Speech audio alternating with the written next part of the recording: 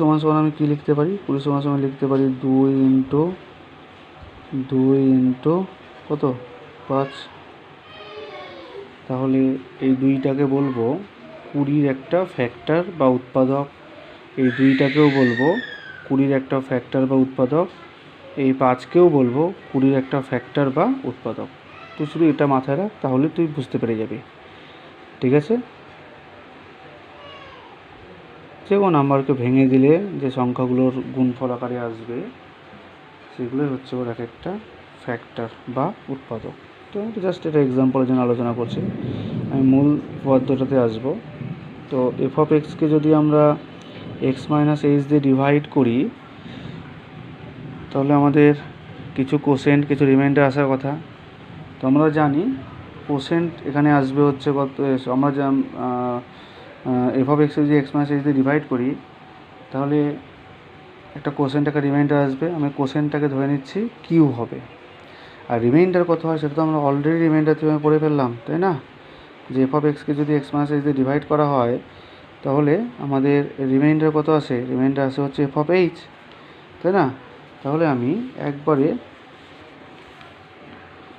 By division algorithm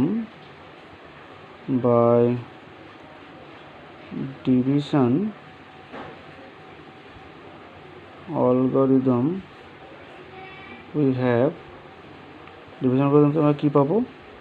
F of x সমান সমান x minus h into q plus f of h. কোনটা কোথা থেকে আসলো চিন্তা করতে হয় একটু, তাই না? এফ অফ এক্সকে তুই এক্স মাইনাস এইচে ডিভাইড করেছিস, তাহলে একটা ভাজ্য সমান সমান হচ্ছে ভাজক ইন্টু ভাগফলটা কিউ ধরে নিচ্ছি, আর রিমাইন্ডার এটাকে এটা ডিভাইড করে রিমাইন্ডার যে এফ অফ এইচ হয় সেটা তো আমরা অলরেডি জানি, তাই না? এবার প্রশ্নে বলে দেওয়া আছে এফ অফ এইচটাও 0, এটা 0, তাহলে এটা সমান সমান কী হবে? X minus h into Q.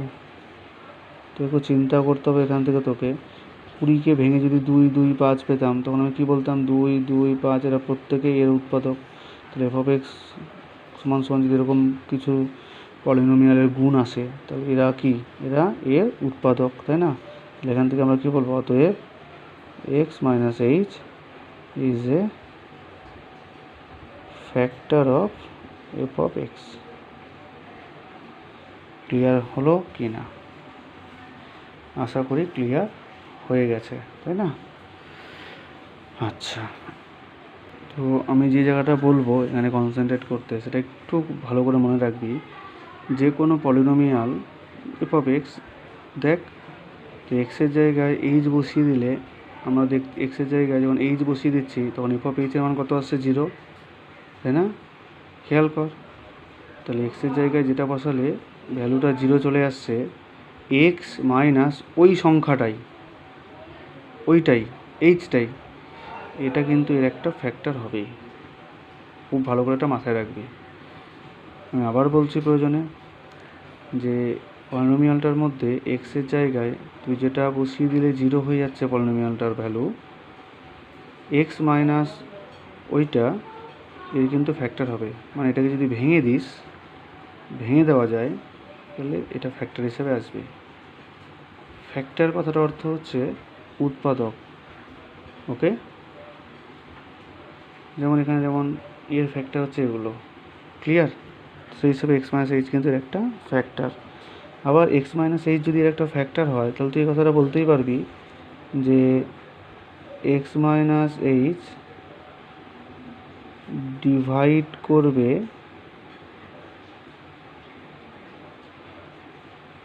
Completely f of এক্সকে।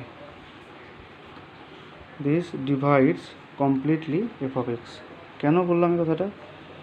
20কে ভেঙে যখন আমি 2, 2, 5 পেলাম, তো এগুলো যেহেতু ওর প্রত্যেকের উৎপাদক, তাই তো, বা ফ্যাক্টর, তো এগুলো দিয়ে এটা ভাগ যায় কি না? 2 দিয়ে 20 ভাগ যায় না? পুরোপুরি ভাগ যায়।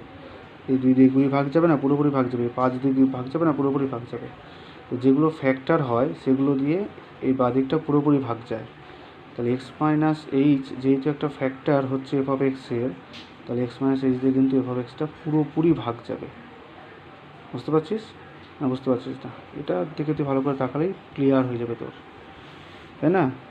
যে এই উৎপাদকে যেগুলো আসবে তার প্রত্যেকটাই কিন্তু একে পুরোপুরি ডিভাইড করবে।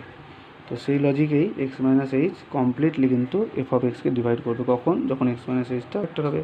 আর এক্স মাইনাস এইচটা কখন ফ্যাক্টর হবে? যখন এই এইচটা এফ অফ এক্সের মধ্যে বসলে ভ্যালুটা 0 হবে। এটা হলে এটা ফ্যাক্টর হবে, আর এটাকে ফ্যাক্টর হলে তুই বলতে পারবি F of extra x minus H দিয়ে কমপ্লিট ডিভাইড হচ্ছে। আমার কথা ক্লিয়ার হচ্ছে?